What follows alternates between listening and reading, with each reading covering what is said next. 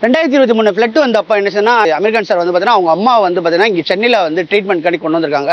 விஷ்ணு விஷால் கேள்விப்பட்டு போய் ரொம்ப டேக்கர் பண்ணி அம்மா நான் பார்த்துக்கிறேன் ப்ரோ, நீங்கள் வந்து ஒர்க் பண்ணுங்கன்னு சொல்லிட்டு நீங்கள் உங்கள் வேலையை பாருங்க நான் பார்த்துக்கிறேன்னு சொல்லிட்டு மெட்ராஸில் எல்லா வேலையுமே பணிவிடைகள்லேருந்து எல்லாமே பார்த்தீங்கன்னா அவரே பண்ணார். அவர் வீட்டில் வச்சு டேக்கர் பண்ணாப்புல அமீர்கானுக்கு ரொம்ப சந்தோஷமாச்சு.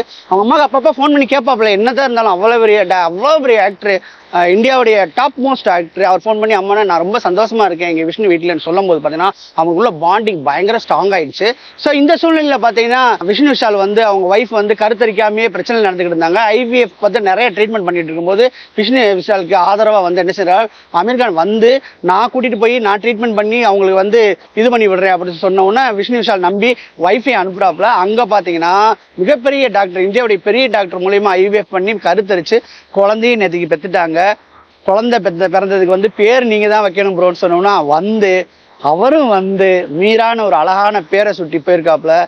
எப்பேற்பட்ட ஃப்ரெண்ட்ஷிப் பாத்தீங்களா நீங்க. அமெரிக்கா நினைச்சிருந்தா அமெரிக்காலே அம்மாவுக்கு வைத்தியம் பார்க்கலாம் இல்லையா.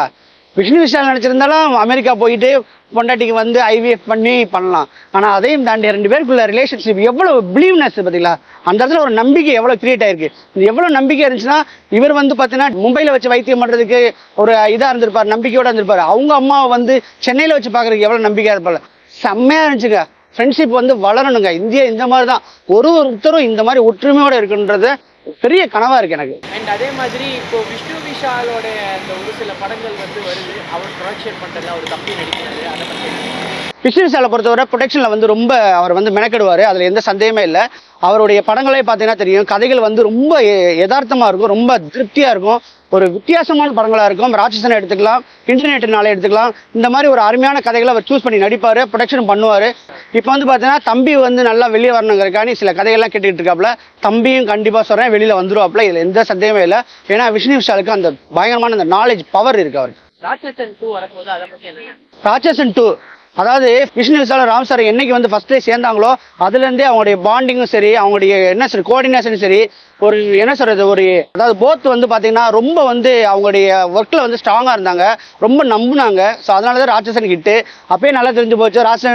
ராட்சசன் 2 வந்தாலும் விஷ்ணு விஷால் தான் ஹீரோ, ராட்சசன் 3 வந்தாலும் சரி விஷ்ணு விஷால் தான் ஹீரோன்னு சொல்லிட்டு இப்போ வேற படம் ஒன்று பண்ணலாம்னு இருக்கும்போது கூட அவருக்கு மனசுல பட்டது வந்து எத்தனையோ நடிகர்கள் வந்து நான் பண்றேன்னு சொன்னா கூட கடைசியில வந்து பொட்டி அதாவது பைண்டிங் ஸ்கிரிப்டை தூக்கிட்டு வந்துட்டு யார்கிட்ட வர்றாரு கேட்டீங்கன்னா அவர் வந்து விஷ்ணு விஷால்கிட்ட தான் வருவாப்புல. இது வந்து ஒரு மேடையிலேயே வந்து சொல்லிட்டாங்க. ஸோ அந்த அளவுக்கு அவங்களுடைய ரெண்டு பேரும் பாண்டிங் நெருக்கமா இருக்கு. ரெண்டு பேருமே வந்து நல்லா பண்ணுவாங்க, அதில் எந்த சந்தேகமே கிடையாது. ராட்சசன் 2 வந்து ராட்சசன் 1 விட மிகப்பெரிய வெற்றி அடைங்கிறதுல சந்தேகமே இல்லை. ராட்சசன் பண்ணாத எப்படி ராட்சசன் 2 பண்ணுவாங்கன்னு சொல்லிட்டு எல்லாம் யோசிப்பீங்க. யோசிக்கிறதுனா வேலை இல்லை. அவர் ஸ்கிரிப்ட்ல வந்து ரொம்ப ஸ்ட்ராங்கா இருக்கிறதுனால இந்த படம் பெரிய லெவலில் பேசப்படும். நாகார்ஜுனா வந்து பாத்தீங்கன்னா நான் தான் வில்லன்ற மாதிரி ஒரு ஸ்பாயிலர் கொடுத்தாரு. அவர் சாண்டில் பண்ண நாகார்ஜுன் வந்து எவ்வளவு பெரிய ஆக்டர், எவ்வளவு பெரிய ஜீனியஸ். அவரோட ஸ்டாண்டர்ட் வந்து கீழே இறங்கி வந்துட்டு நான் தான் வந்து கூலியில வந்து வில்லன் அப்படின்னா சொல்றது வந்து ஒரு அநாகரிகமான செயல் தான் நான் நினைக்கிறேன். ஏன்னா எங்கே ஒரு விஷயம் வந்து பொத்தி வைக்கிறாங்களோ அப்பதான் வந்து அதனோட எதிர்பார்ப்பு கூடிக்கிட்டே போகும்னு சொல்லுவாங்க.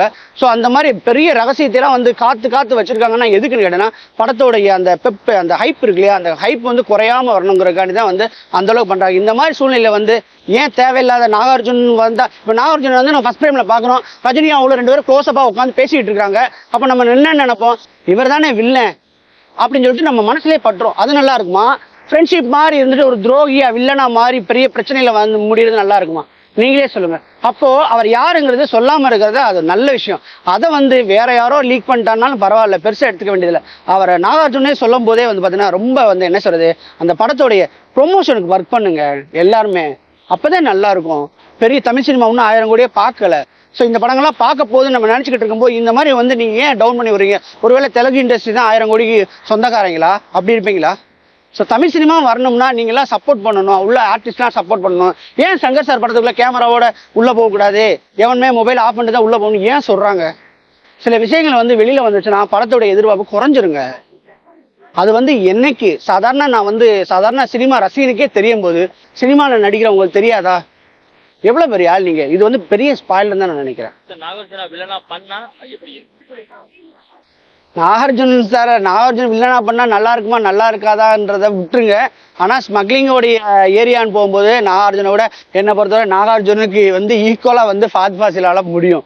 ஸோ அந்த மாதிரி சின்ன பசங்க பண்ணும்போது அது வந்து ஒன்றி இருக்கும். ரஜினி சார் வயசு 70, 60 வயசுக்காரன் தான் வில்லன் போட்டா கூட அந்த ஒரு ஒரு பாண்டிங்கை விட, அந்த ஒரு இதை சொல்றது ஒரு இதை விட என்ன பொறுத்தவரை சின்ன பையன் வில்லன் ஒரு 30 வயசு 35 வயசு 40 வயசு பையன் இல்லைன்னா இருந்துச்சுன்னா ரொம்ப அமர்க்கலமா இருக்கும். ஏன்னா சின்ன சின்ன தப்புலாம் செய்யறதுலாம் வந்து பாத்தீங்கன்னா சின்ன பசங்க தான் செய்வாங்க. முரட்டு தப்பு பெரிய விஷயம், அதை சொல்லலாம். மல்டிநேஷனல் கம்பெனியோடைய ஓனரு, பெரிய கேங்ஸ்டர்ஸ், அந்த மாதிரிலாம் வந்து பெரிய ஆளுங்க பண்ணலாம். இதெல்லாம் பொறுத்தவரை சின்ன பசங்க செஞ்சாதான் அது சுவாரஸ்யமா இருக்கும்.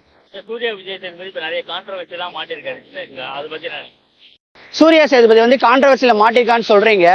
ஆனா உண்மையே சொல்றேன், இதெல்லாம் வந்து சூர்யாவுக்கு வந்து ஒரு நல்ல ஒரு மெச்சூரிட்டியா வந்து ஒரு இதை எடுத்துக்குவாப்பிலே தவிர, அவர் வந்து கான்ட்ரவர்சி சிக்கிட்டோம்லாம் நம்மளுக்கு வந்து படுக்கிற ஆள் கிடையாது.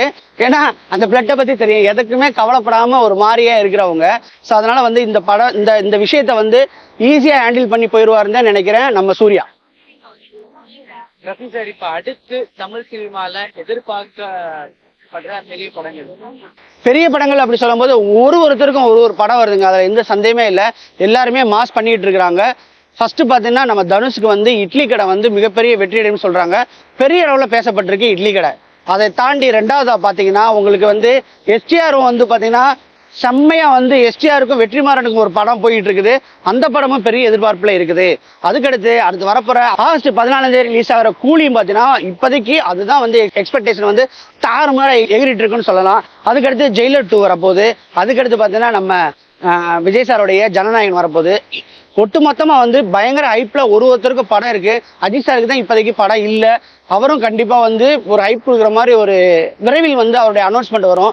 ஆக மொத்தத்துல பாத்தீங்கன்னா சூர்யாவுக்கு ஒரு படம் இருக்குது, நம்ம ஜெயம் ரவிக்கு ஒரு படம் இருக்குது, அதே மாதிரி கார்த்திக்கு வந்து 2 படம் இருக்குது, இட்லி கடையை தோட்டி தனுஷாருக்கும் படம் இருக்குது. எல்லாருக்குமே படம் பயங்கரமா இருக்கு. இதுல ரொம்ப எதிர்பார்ப்பு எந்த படம் அப்படின்னு கேட்டீங்கன்னா கண்டிப்பா நான் சொல்றேன், இப்போதைக்கு கூலியும் ஜெயிலரும் இட்லி கடையும் தான் இப்போதைக்கு. கூலியோட நிறைய ஸ்பாயிலர்ஸ் பேக் டு பேக் வந்துகிட்டு இருக்கு. அந்த இதுல வந்து பாத்தீங்கன்னா லியோ படத்துல அந்த நாரேங்க பாட்டு அதுல அந்த ஸ்மோக் பண்ற மாதிரி ஒரு லோகோ மாதிரி வச்சிருப்பாங்க.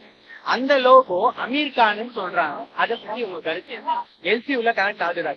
கண்டிப்பா வந்து இந்த படம் எல்சியூல கனெக்ட் ஆகத்தான் செய்யும், அதுல சந்தேகமே கிடையாது.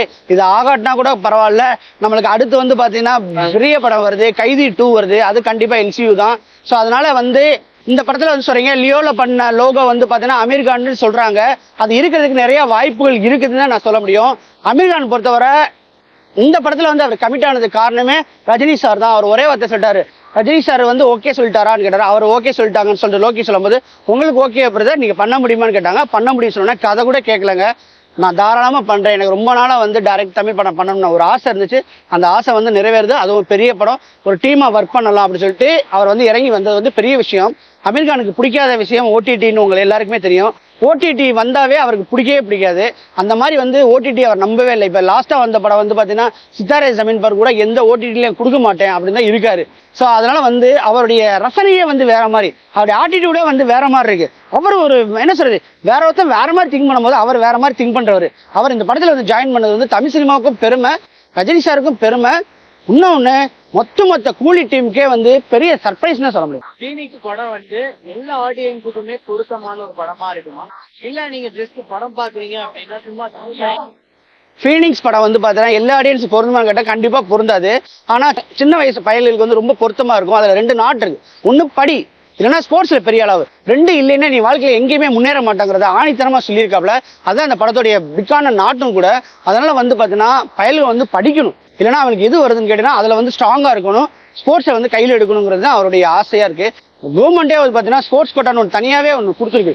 அந்த அளவுக்கு வந்து பாத்தீங்கன்னா படிக்க முடியாதவன் அதுலயாவது வெளியில வாங்கடான்னு சொல்லிட்டு இந்தியா கவர்மெண்டே, தமிழ்நாடு கவர்மெண்டே வந்து அதுக்கு சப்போர்ட் பண்ணும்போது தயவு செய்து எல்லா மாணவர்களும் இதை தான் ஃபாலோ பண்ணணும்னு நினைக்கிறேன். அடுத்து விஜய் சேதுபதியோட ஒரு படம் வந்து வருது. அந்த படத்துக்கு என்ன எதிர்பார்ப்பு இருக்கு? ஏன்னா ப்ரமோஷனே பெருசா நடக்குது. அந்த படத்துக்கு என்ன எதிர்பார்ப்பு? படம் நல்லா இருக்கு. தலைவன் தலைவி படத்தை பத்தி கேக்குறீங்க. தலைவன் தலைவி படம் வந்து பாத்தீங்கன்னா விஜய் சேதுபதி நித்யா மேனன் படத்தோட டைட்டிலே தெரிஞ்சிச்சு. அவரும் இவருக்கு உள்ள காம்பினேஷன் தான் எப்படி பண்ண போறாங்க அது நிறைய அந்த படம் மாதிரி படங்கள் நிறைய வந்தாலுமே சரி, இதுல என்ன புதுவிதமா வந்து ஸ்கிரீன் பிளே பண்ண போறான்னு பொறுத்து வந்து பார்க்கணும். ஆனா 2 பேருக்குள்ள கெமிஸ்ட்ரி வந்து ரொம்ப ஸ்ட்ராங்கா இருக்குன்னு தான் சொல்ல முடியும். ரொம்ப கியூட்டா இருக்கு. 2 பேருடைய எமோஷன்ஸ், அந்த எக்ஸ்பிரஷன் எல்லாம் பாத்தீங்கன்னா ரொம்ப நல்லா இருக்கு. என்ன பொறுத்தவரை தலைவன் தலைவி வந்து எதிர்பார்க்கிற ஒரு வெற்றியா தான் வரும்னு நினைக்கிறேன். ஒரு மாமன் மாதிரியோ ஒரு திருச்சிற்றம்பலம் மாதிரியோ ஜெயிக்கிறதுக்கு நிறைய வாய்ப்புகள் இருக்கு. 2 பேரும் செம்ம பெர்ஃபார்மர், அதுல சந்தேகமே கிடையாது. விஜய் சேதுபதிக்கு வந்து ஒரு ஹைடெக்கான பீப்புள் அவங்க தான் பிடிக்கும், ஒரு லோ கிளாஸ் பீப்புளுக்கு வந்து பிடிக்காது, அந்த மாதிரிலாம் எதுவுமே இல்லை. எல்லா பேருமே ரசிச்சு பார்க்கலாம் அந்த மாதிரி விஜய் சேது படத்தை. அதனால இந்த படம் வந்து பெரிய அளவுல பேசப்பட போது இது நல்லா இருக்கும். நான் படத்துல விஷ்ணு விஷால் வந்து அவருக்கு பதிலாக தான் வந்து விஜய் ஆண்டனி வந்திருக்காங்க. நீங்க நல்லா பாத்தீங்கன்னா நான் படம் வந்து விஷ்ணு விஷால் நடிக்க வேண்டிய படம், அது வந்து விஜய் ஆண்டனிக்கு போயிடுச்சுன்னு சொல்லிட்டு இப்ப லேட்டஸ்டா வந்து ஒரு ட்ரெண்டிங்கா ஒரு டாக் போயிட்டு இருக்குது. உண்மையிலேயே சொல்றேன், டைரக்டர் வந்து ஒருத்தர் கேரக்டரை ஃபிக்ஸ் பண்ணி எழுதிட்டு வர்றாப்புல. எப்பவுமே தமிழ் சினிமா வந்து நடிக்கும் போது தான் அது கன்ஃபார்ம் ஆகும், அது வரை கன்ஃபார்மே ஆகாது. கடைசியில பாத்தீங்கன்னா அவங்க வந்து யாரை விஜயாண்டனியை செலக்ட் பண்ணி போயிருக்காங்க, படம் சக்சஸ் ஆயிடுச்சு. அது மாதிரி வந்து நான் படத்துக்கு பொருத்தமான விஜயாண்டனி தான் அப்படிலாம் சொல்ல முடியாது. விஜயாண்டனிக்கும் பொருந்தும் சொல்லிட்டு பொருந்தி நல்லாவே சக்சஸ் ஆச்சு. இப்போ நீங்க உதாரணத்துக்கு பாத்தீங்கன்னா நம்ம வந்து ராட்சசன் படம் பாத்தீங்கன்னா யாராருக்கோ போயிட்டு கடைசியில வந்து ராட்சசன் வந்து பாத்தீங்கன்னா யாருக்கு வந்துச்சு அப்படின்னு கேட்டீங்கன்னா விஷ்ணு விஷாலுக்கு. அதுல ஜெயிக்கலையா? ஸோ அதனால யார் யாருக்கு என்ன இருக்கோ அந்த வெற்றி வந்து அவளை தேடி வரும். அதை வந்து ஐயோன்னு சொல்லிட்டு வருத்தப்படவும் தேவையில்லை. அவங்களுக்கான வெற்றிக்கான படங்கள் வந்து அவங்க தேடி கதவை தட்டும் போது சரியா யூஸ் பண்ணிக்கணும்னு தான் சொல்றோம்.